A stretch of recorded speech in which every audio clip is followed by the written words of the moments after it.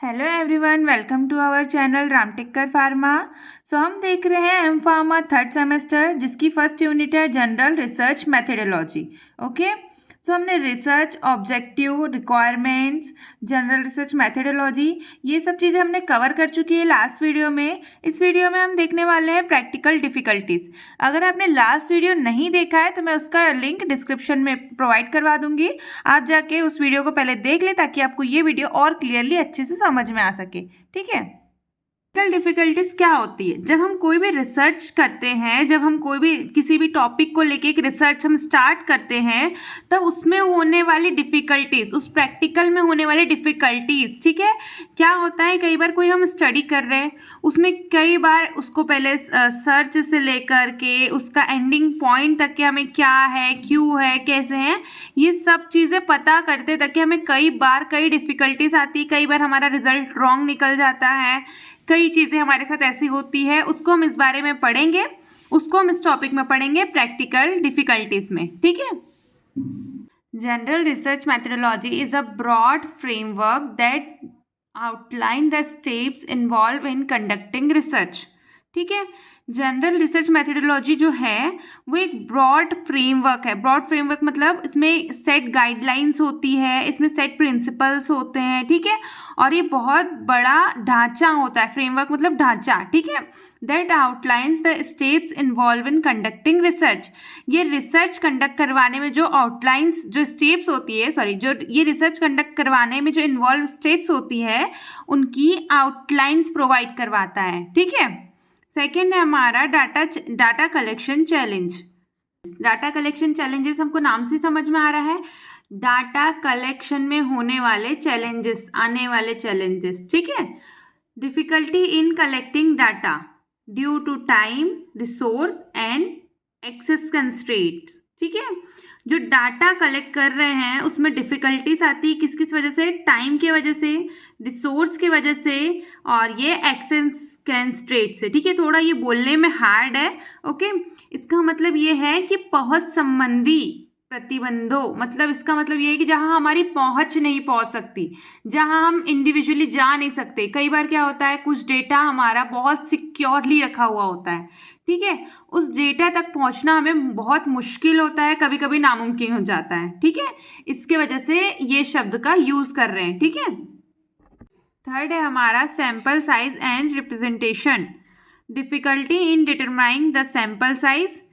Sample size को determine करने में हमको डिफिकल्टीज होती है। एंड सेकेंड डिफिकल्टी होती है ensuring representation of the population.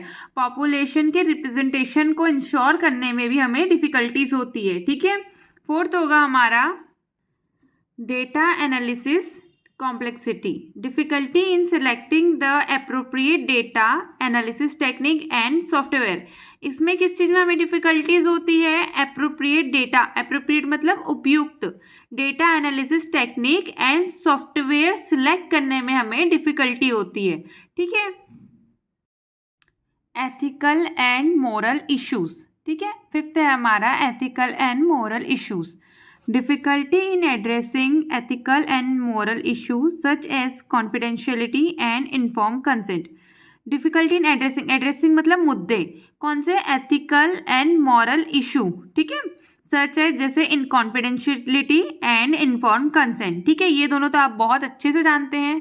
ठीक है। informed consent क्या होता है और confidentiality क्या होती है। ठीक है। सिक्स्थ है हमारा bias and personal perspective. Difficulty in avoiding bias and personal perspective which can impact the validity of the research. Difficulty होती है avoiding in bias and personal perspective में। हमको जो बायसनेस है और पर्सनल पर्सपेक्टिव होता है उसको अवॉइड करना चाहिए, क्योंकि इसमें जो हमारे रिसर्च की वैलिडिटी होती है इसमें इम्पैक्ट पड़ सकता है, ये हमें डिफिकल्टी आ सकती है। ठीक है। सेवेंथ है हमारा data quality and reliability. Difficulty in ensuring that quality and reliability of the data. Data की क्वालिटी एंड रिलायबिलिटी को इंश्योर करने में हमें डिफिकल्टी आती है। क्वालिटी मतलब होता है गुणवत्ता एंड रिलायबिलिटी मतलब होता है विश्वसनीयता। ठीक है। Particularly when collecting data from multiple sources. कब होती है ये? जब हम अलग अलग सोर्सेज से डाटा कलेक्ट कर रहे हैं, ठीक है, मल्टीपल सोर्सेज से डाटा कलेक्ट कर रहे हैं। ओके, 8th है हमारा इंटरप्रिटिंग रिसर्च फाइंडिंग्स, ठीक है। डिफिकल्टी इन इंटरप्रिटिंग मतलब क्या होता है, व्याख्या करना, समझाना, ठीक है। The research finding particularly when the result are unexpected और कॉम्प्लेक्स। हमें रिसर्च जो फाइंड हुई है हमारी, उसको व्याख्या करना या समझाने में डिफिकल्टी होती है कब, जब हमारा रिजल्ट जो है वो अनएक्सपेक्टेड हो और कॉम्प्लेक्स हो, ठीक है। 9th है हमारा applying research findings. Difficulty in applying the research finding to practical problems. जो रिसर्च में हमारी फाइंडिंग मतलब रिसर्च फाइंडिंग जो रहती है हमारी, उसको प्रैक्टिकल प्रॉब्लम में अप्लाई करने से हमें डिफ़िकल्टीज आती है। क्यों? क्योंकि मोस्टली जो हमारी रिसर्च फाइंडिंग होती है वो थ्योरेटिकल होती है या तो कॉम्प्लेक्स होती है, ठीक है। इसके वजह से हमें उसे प्रैक्टिकल प्रॉब्लम्स में अप्लाई करने में डिफ़िकल्टीज होती है। ओके, नेक्स्ट टॉपिक है हमारा स्टडी डिज़ाइन। स्टडी डिज़ाइन में हम फर्स्ट पॉइंट देख लेते हैं। The various steps involve in a research process are not mutually exclusive nor are they separate and distinct. मतलब है इसका, जो हमारे रिसर्च प्रोसेस होती है उसमें जितने भी स्टेप्स होते हैं वो अलग अलग नहीं होते, जबकि वो एक साथ आपस में जुड़े हुए होते हैं, ठीक है। ये अलग अलग नहीं होते, वो एक साथ आपस में जुड़े हुए होते हैं और साथ ही साथ कभी कभी वो एक दूसरे को ओवरलैप भी कर देते हैं, ठीक है। The various steps involve research process are not mutually exclusive, ठीक है। Study design in research methodology refer to the overall plan and structure of research study. जो स्टडी डिज़ाइन है हमारा रिसर्च मैथडोलॉजी में, वो रिफर्स करता है overall plan and structure of a research study, ठीक है। सारा plan, overall plan and structure को, ठीक है, किसके, रिसर्च स्टडी के। थर्ड है हमारा outline how the research question will be answered. इसकी आउटलाइन क्या है, research question will be answered मतलब जो हमारे रिसर्च क्वेश्चन है वो कैसे आंसर्ड होंगे, what data will be collected, जो हमारा डाटा, कौन सा डाटा हमारा कलेक्ट होगा, and how the data will be analysed, and कैसे हमारा डाटा एनालाइज्ड होगा, ठीक है। नेक्स्ट टॉपिक है हमारा स्टडी डिज़ाइन। स्टडी डिज़ाइन हमारी दो टाइप की होती है। पहला होता है एक्सपेरिमेंटल स्टडीज़, सेकंड होता है ऑब्जर्वेशनल स्टडीज़, ठीक है। सबसे पहले हम देख लेते हैं experimental study. Intervention of the researcher, observation of what happened, ठीक है। इंटरवेंशन मतलब हस्तक्षेप रिसर्चर का, किसका, रिसर्चर का। जो हमारी स्टडी हो रही है या हमारी स्टडी हो चुकी है उसमें सेकंड जो रिसर्चर होता है, कोई और रिसर्चर का, इसमें इंटरवेंशन होता है। Observation of what happen, observe करते हैं क्या चल रहा है और क्या हो रहा है, ठीक है।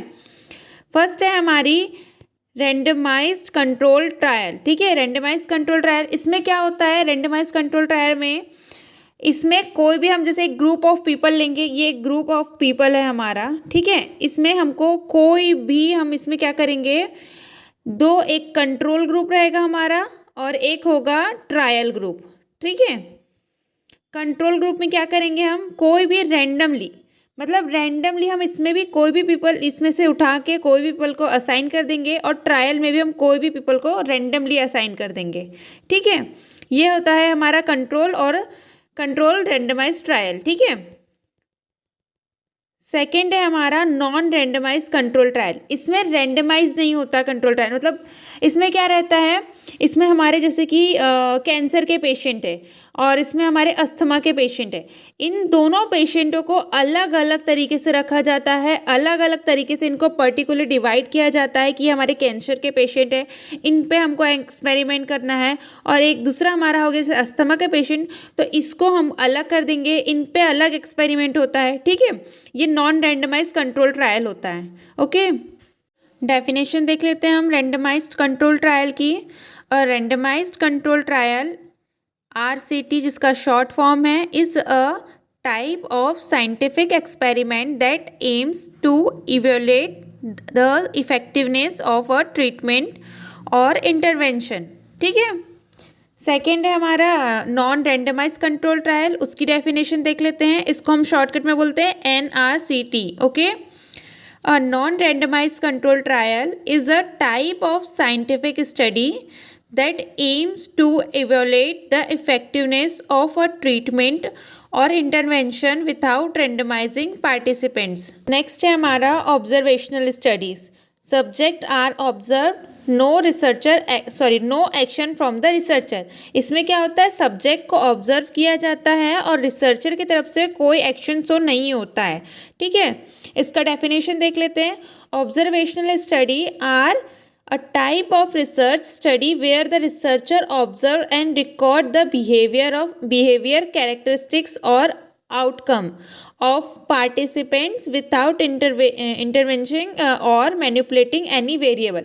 इसमें क्या होता है, मेनली इसमें रिसर्चर ऑब्जर्व करता है, रिकॉर्ड करता है किसके बिहेवियर को और कैरेक्टरिस्टिक्स को और आउटकम को, किसके, पार्टिसिपेंट्स के, ओके, पेशेंट्स के या पार्टिसिपेंट्स के, और उनको बिना मैनिपुलेट किए और उनके जो निजी मामलों में इंटरवेंशन किए बिना, किसी भी इंटरवेंशन के बिना. ओके, फर्स्ट है हमारा cohort studies. Cohort study following a group of individual over time to examine the development of outcome और characteristics. इसमें क्या करते हैं, हम किसी भी जो ग्रुप को हम लेते हैं उस ग्रुप को हम लॉन्ग टाइम तक के एग्जामिन करते हैं. ठीक है, ताकि जो हमको उसका रिजल्ट है, जो उसका आउटकम्स है और उसकी जो कैरेक्टरिस्टिक्स है, उसके विकास, उसके डेवलपमेंट का जो हम क्या कर सकते हैं, स्टडी कर सकते हैं. ठीक है, ताकि उसके डेवलपमेंट का हम स्टडी किया जा सके या कर सके. ठीक है, ये होता है कोहार्ट स्टडी. सेकेंड है हमारा केस कंट्रोल स्टडीज. इसकी डेफिनेशन है comparing individual with a specific outcome और कैरेक्टरिस्टिक्स विथ थोस विदाउट इट. मतलब इसमें क्या है, कंपेयर करते हैं आउटकम, इंडिविजुअल को स्पेसिफिक आउटकम और कैरेक्टरिस्टिक्स वालों को अलग, और थस विदाउट इट मतलब जिनके पास ये नहीं होते हैं उनको अलग. इन दोनों को मिला के हम कंपेयर करते हैं इस स्टडी में. ठीक है, केस कंट्रोल स्टडी में. क्रॉस सेक्शनल स्टडी, इसकी डेफिनेशन है ऑब्जर्वेशंस और made at a single point in a time.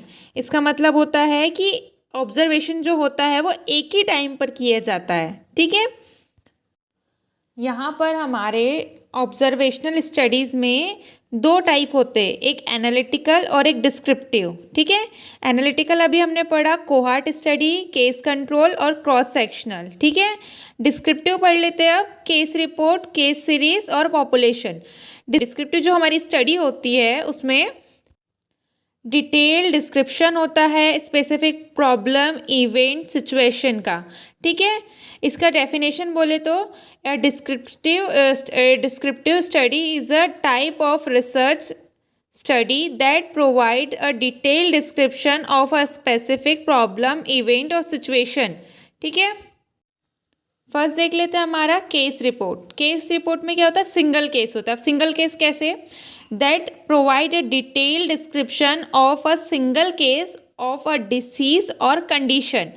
मतलब क्या है, इसमें कोई भी सिंगल केस डिसीज और कंडीशन का जो है उसमें वो डिटेल डिस्क्रिप्शन देता है. ठीक है, इस स्टडी में हमको एक डिटेल डिस्क्रिप्शन मिलता है किसके बारे में, के डिसीज और कंडीशन के बारे में, पेशेंट के. ओके, सेकेंड है हमारा केस सीरीज. केस सीरीज में क्या है, a case series is a descriptive study that describe a group of similar cases. इसमें क्या होता है, ये एक डिस्क्रिप्टिव स्टडी है. इसमें डिस्क्राइब किसके बारे में किया जाता है, group of similar cases. Similar cases जो रहते हैं उसके बारे में डिस्क्राइब किया जाता है. ठीक है, नेक्स्ट एंड लास्ट है हमारा पॉपुलेशन स्टडी. पॉपुलेशन स्टडी की डेफिनेशन देख लेते हैं. A population study is a type of research study that examine a large group of people. ठीक है, इसमें क्या होता है, एग्जामिन करते लार्ज ग्रुप मतलब बड़े ग्रुप ऑफ पीपल को.